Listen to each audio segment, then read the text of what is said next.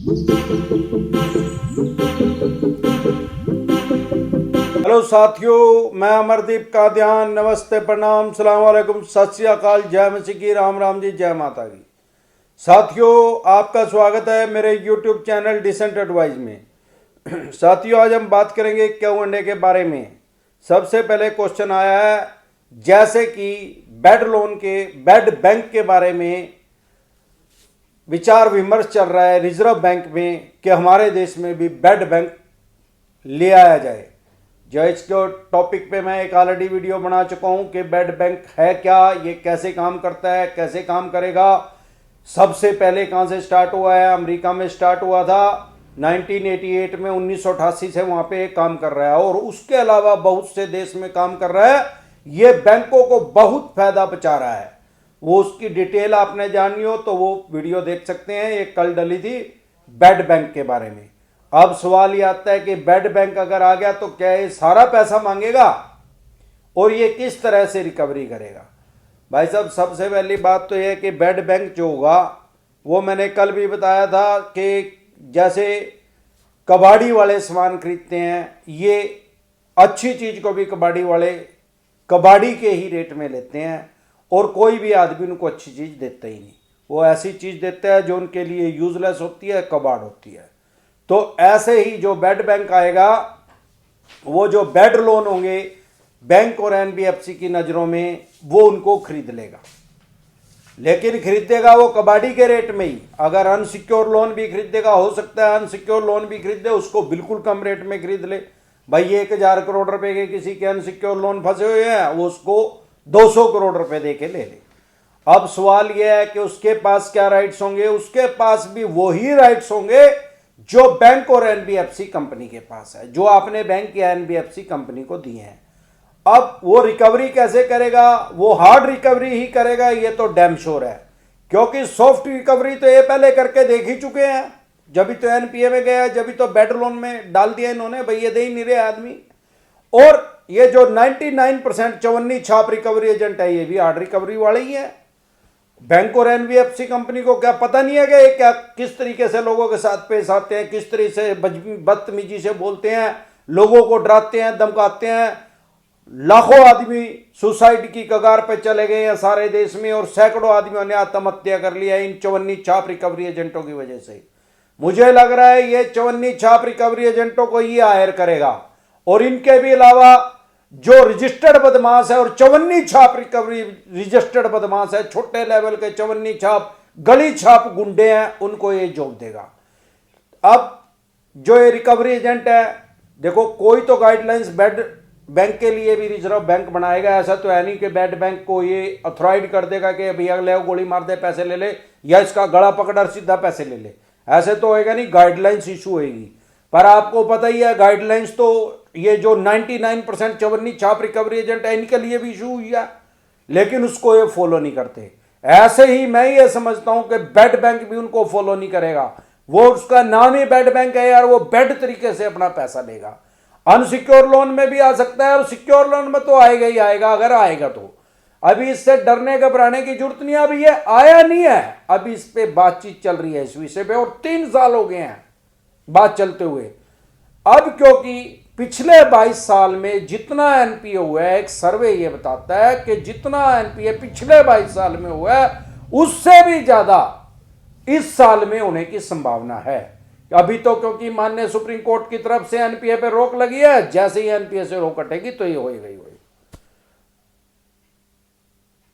शिव सन, sir मेरा नाम ईशांत है, मैंने बजाज से फोन लिया था, ईएमआई सारी दे चुका हूं, पर ईएमआई लॉकडाउन में लेट हो गई थी।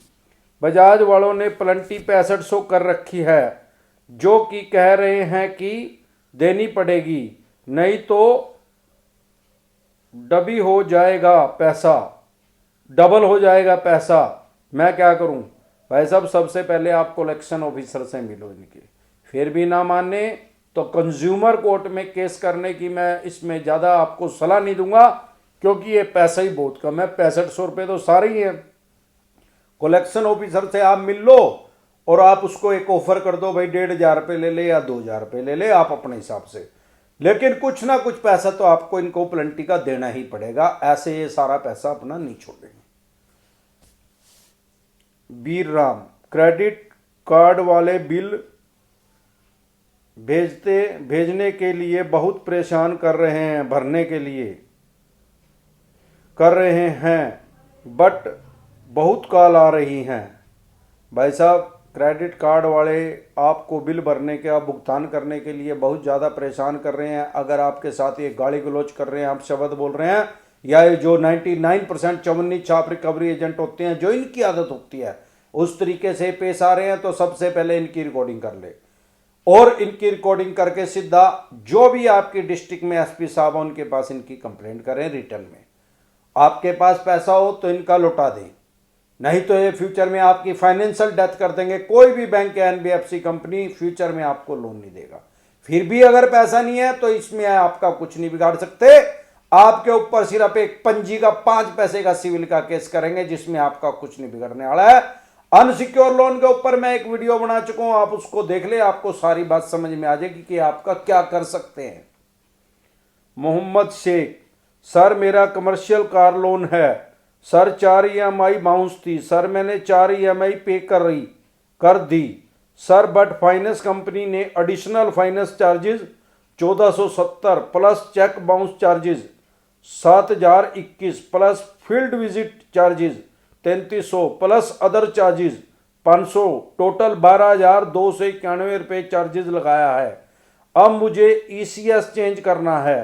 फाइनेंस कंपनी ECS चेंज नहीं कर रही है, बोल रहा है प्लेंटी अमाउंट क्लियर करो, बट सर प्लेंटी इन्होंने बहुत ज़्यादा लगा ही है। मैं बोला 50% कम करो, नहीं तो मैं रही है सर, लेकिन ये नहीं मान रहे हैं। सबसे पहले आप इनके कलेक्शन ऑफिसर से मिले, उससे जाके बात करें, अपनी समझाएं, उसके पास एक मेल भी डाल दें। फिर भी अगर ये नहीं मानते या इन्होंने इतनी ज़्यादा प्लेंटी और बाउंस चार्जेस लगा दिया, इनके खिलाफ सीधा कंज्यूमर कोर्ट में केस कर दे। ये भाई साहब बात देखे, ये सारी प्लेंटी छोड़ देंगे, ये करके देखिए।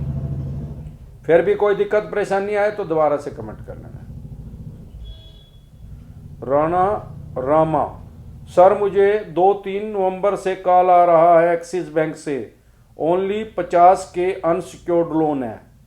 भाई साहब 2-3 नंबरों से कॉल आ रही है, ये तो 20-30 नंबरों से भी कॉल करें भाई, 2-3 नंबरों से तो क्या करें। और 50,000 हो चाहे 5,000 रुपये हो, वो तो कॉल करेंगे, इनके पास तो राइट्स हैं कॉल करने के, अपना पैसा तो मांगेंगे ना। अगर ये बहुत ज़्यादा आपको हरास और परेशान कर रहे हैं तो आप ट्रू कॉलर लोड करके उसमें अननोन आदमी को ब्लॉक कर दे सबको, तो फ़ोन आएगा नहीं आपके पास, आपकी समस्या का समाधान हो जाएगा। तो इसी तरह की या किसी भी तरह की कोई भी दिक्कत परेशानी है आपके किसी यार प्यारे रिश्तेदार को, तो आप उनके पास मेरी ये वीडियो शेयर करें। आपको किसी तरह की कोई डिसेंट एडवाइस चाहिए तो आप कमेंट करें, आपको उसकी डिसेंट एडवाइस जल्दी करके मिल जाएगी। ऐसे ही आप मेरे चैनल पे अपना प्यार बनाए रखें। नमस्कार।